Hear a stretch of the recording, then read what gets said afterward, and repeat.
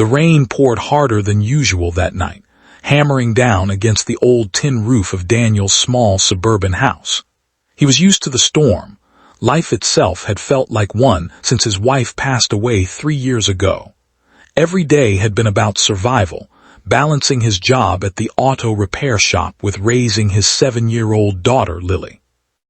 Daniel wasn't rich, but he had something money couldn't buy: unconditional love for his little girl. He often skipped meals so she wouldn't have to, patched her shoes instead of buying new ones, and carried the weight of the world quietly on his shoulders.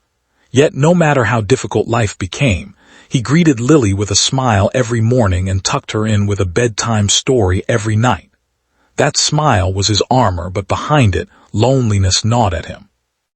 On this particular stormy evening, as he folded up the laundry and prepared Lily's dinner, a faint sound rose above the rain. At first, he thought it was the wind howling, but then he heard it again, softer, fragile, like the breaking of a heart. A cry. Curious and cautious, Daniel opened the door, and there she was. A young woman, drenched head to toe, hugging her knees on the porch as if the world had abandoned her. Her clothes were expensive-looking but dirty, her shoes scuffed from walking, and mascara streaked down her pale face. She looked lost, broken, and out of place in this quiet neighborhood. "Are you all right?" Daniel asked, his voice firm but not unkind. She startled, her swollen eyes locking onto his. For a moment she seemed about to run, but exhaustion won. I just needed somewhere dry," she whispered. Daniel hesitated. He wasn't in the business of bringing strangers into his home, especially with a child inside. But something about the way she trembled, clutching her arms around herself like a child, tugged at him. "Come inside before you freeze," he finally said. The girl nodded, almost in disbelief, and stepped into the warmth. She shivered as water pooled beneath her. Daniel quickly grabbed a towel, while Lily peeked around the corner wide-eyed. "Daddy, who's she?" the little girl asked. "She's a guest," Daniel replied. "Why don't you go sit at the table, sweet pea?" Lily obeyed, but her curious eyes stayed on the stranger. The young woman wrapped the towel tightly around her shoulders. "Thank you, I'm sorry. I'll leave soon. I just didn't know where else to go." Her voice cracked on the last words, revealing a depth of sorrow Daniel recognized all too well. "You don't have to explain," Daniel said gently, "but you can't stay outside in this weather. Sit down, eat something. We don't have much, but you're welcome."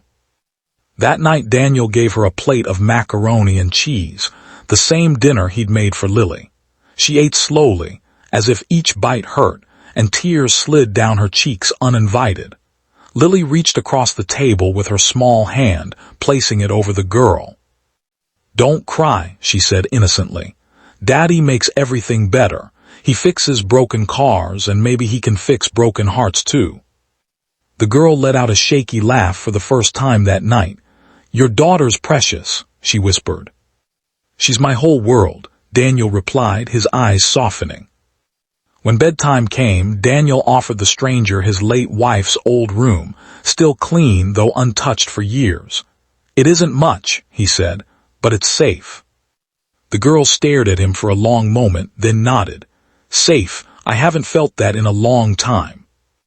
Over the following days, Daniel noticed little things. She woke from nightmares almost every night, her muffled sobs carrying through the thin walls. She avoided mirrors, avoided questions, and carried herself like someone who once had everything but lost it overnight. She never revealed her name, only saying softly, "Call me Emma." Daniel didn't push. He'd learned long ago that sometimes silence was the greatest kindness. But Lily, with the curiosity only a child could have, kept asking Emma questions. "Do you like cartoons? Do you know how to braid hair? Do you want to help me with my homework?" And slowly Emma began to answer. She braided Lily's hair, laughed at her silly jokes, and even read her bedtime stories when Daniel worked late. It was clear Emma wasn't an ordinary girl. She spoke with refinement, her words carrying the weight of private tutors and expensive schools. Sometimes Daniel caught her staring at nothing, as though haunted by a life she couldn't return to. One evening, as Daniel fixed a broken cabinet, Emma finally spoke up. "Why are you so kind to me? You don't even know who I am." Daniel paused, wiping sweat from his brow. "You don't need to be someone for me to help you. Everyone deserves a little kindness." Her eyes filled with tears. "No one ever told me that before." A week turned into 2, and Emma became part of their small family. She cooked dinner when Daniel worked overtime, helped Lily with school projects, and even laughed again. Real laughter, the kind that warmed the house. But Daniel couldn't shake the feeling she was hiding something. One day, while cleaning, he accidentally found a wallet tucked under Emma's pillow. Inside was an ID card with her full name, Amelia Carter. The surname sent a jolt through him. Carter, the billionaire family that owned half the city, the tech empire worth billions. Amelia Carter wasn't just a lost girl. She was the daughter of Jonathan Carter, the CEO who appeared on magazine covers and financial news daily. Daniel's breath caught. Why was she here, living under his roof, pretending to be homeless? That evening, when Amelia returned from a walk with Lily, Daniel confronted her. He held up the wallet, his voice calm but firm. "Emma, or should I say Amelia?" Her face drained of color. "You weren't supposed to know," she whispered. "Why are you here?" he asked. For the first time, she broke. She collapsed onto the couch, sobbing into her hands. "Because I can't go back. You don't understand. I grew up with everything. Money, privilege, private jets, designer clothes, but none of it mattered. My father only saw me as an extension of his empire. When I disagreed with him, when I told him I wanted a life of my own, he cut me off. He said I was nothing without him. I walked out with nothing but this wallet. And he was right. I had nowhere to go. No one cared who I was without the name." Daniel sat quietly, letting her pour out years of bottled pain. "I thought people would see me, the real me," Amelia continued, her voice trembling. "But when they found out I had no money, no power, they turned away. Friends, boyfriends, even family, I was nothing. Until Lily. You gave me kindness without asking for anything. That's why I stayed." Daniel leaned forward, his voice steady. "You're wrong about one thing. You're not nothing. You're human. And here, that's enough." Her tears softened into silence, and for the first time, Amelia looked at him not as a savior, but as someone she could trust completely. Weeks later, news broke everywhere. CEO Jonathan Carter's missing daughter found. Paparazzi swarmed the neighborhood. Amelia had been recognized at a local store, and her father's people were searching for her desperately. Jonathan Carter himself arrived at Daniel's doorstep in a convoy of black cars. A towering man in a $1,000 suit, he stood in Daniel's modest living room with disdain. "What have you done to my daughter?" he demanded. "I gave her shelter," Daniel replied calmly. "She belongs with me," Jonathan snapped. "Not in some shabby house with a grease-covered mechanic." Before Daniel could respond, Amelia stepped forward. Her voice was steady, stronger than ever before. "No, father, I don't belong to you. Not anymore.